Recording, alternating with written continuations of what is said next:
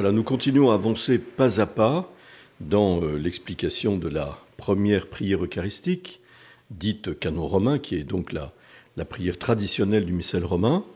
Et nous en sommes donc après la consécration avec l'anamnèse qui commence en effet par une proclamation de l'Assemblée qui répond à l'invocation Mysterium Fidei, il est grand, le mystère de la foi. Nous entrons de plein pied, en effet, dans ce grand mystère de la foi, qu'est l'Eucharistie.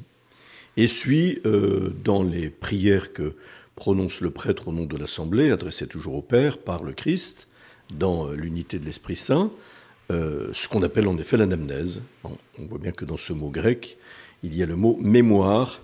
Donc nous faisons mémoire, comme Jésus le dit dans les paroles de l'institution de l'Eucharistie, répétées par le prêtre en sa personne. Faites cela en mémoire de moi, c'est-à-dire comme mon mémorial. On se rappelle que cette expression est très importante dans la mentalité hébraïque, puisque faire mémoire, c'est non seulement rappeler un événement central de l'histoire du salut, mais en demander l'actualisation. Et nous savons en effet que cette actualisation s'opère dans la présence réelle du mystère de la croix, de la mort et de la résurrection de Jésus dans l'Eucharistie. Donc voilà pourquoi nous, tes serviteurs et ton peuple saint avec nous, les serviteurs, le mot est très important parce que celui qui est appelé le serviteur dans le langage liturgique, c'est précisément celui qui est investi du ministère veut dire service, sacerdotal, au nom du Christ. Nous, tes serviteurs, et ton peuple saint avec nous. C'est toujours cette grande communion entre le prêtre, qui offre le sacrifice dans la personne du Christ, et le peuple chrétien, qui offre ce même sacrifice par les mains du prêtre.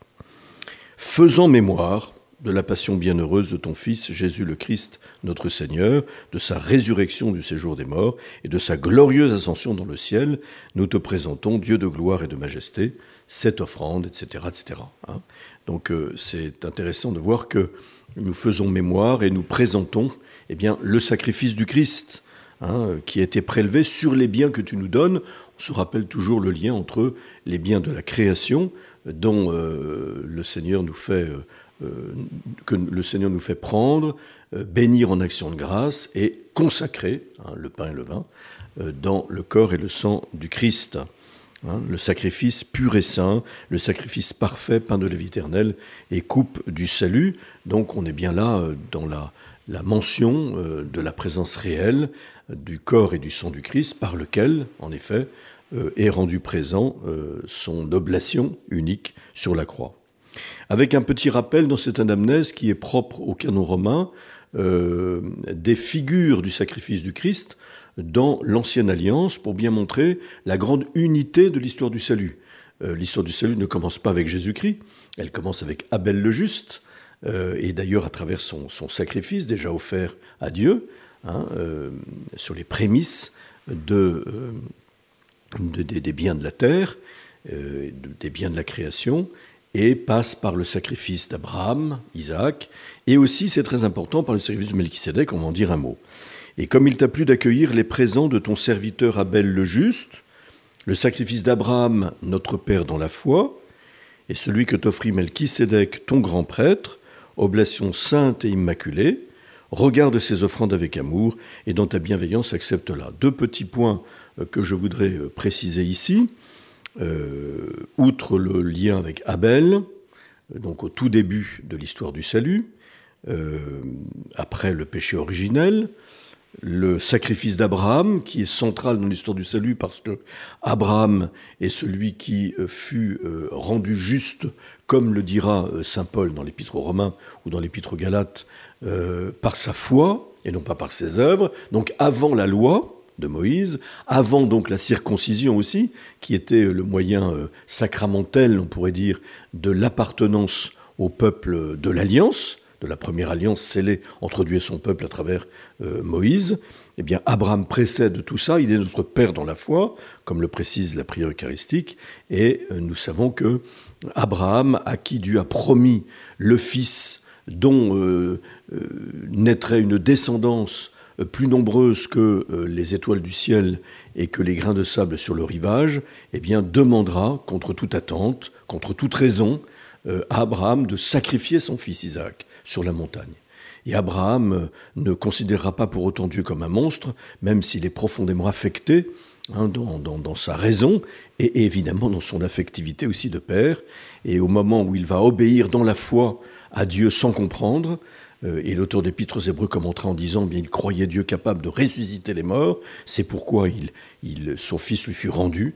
Dieu évidemment l'empêche d'aller jusqu'au bout, et il voit un bélier dont les cornes sont prises dans un buisson, et il offre ce bélier. Et on voit bien que Isaac est la figure du Christ, qui est le fils bien-aimé du Père, que le Père sacrifiera pour le salut de toute l'humanité. Les pères de l'Église disent, eh bien, Isaac, c'est le Verbe de Dieu qui ne peut pas mourir. Le bélier, c'est la chair qu'il a prise de la Vierge Marie par l'action de l'Esprit Saint, qu'il immole sur la croix pour le salut du genre humain.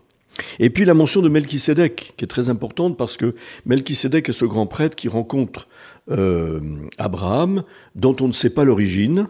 Et donc c'est un aspect qui a tout à fait interpellé l'auteur de l'Épître aux Hébreux, et qui offre un sacrifice avec du pain. Donc c'est la grande figure du sacerdoce du Christ. Le sacerdoce lévitique, c'est le sacerdoce d'Aaron, le frère de Moïse, qui offre les sacrifices après la libération de l'esclavage d'Égypte. C'est celui qui est prêtre selon Aaron, c'est-à-dire par filiation.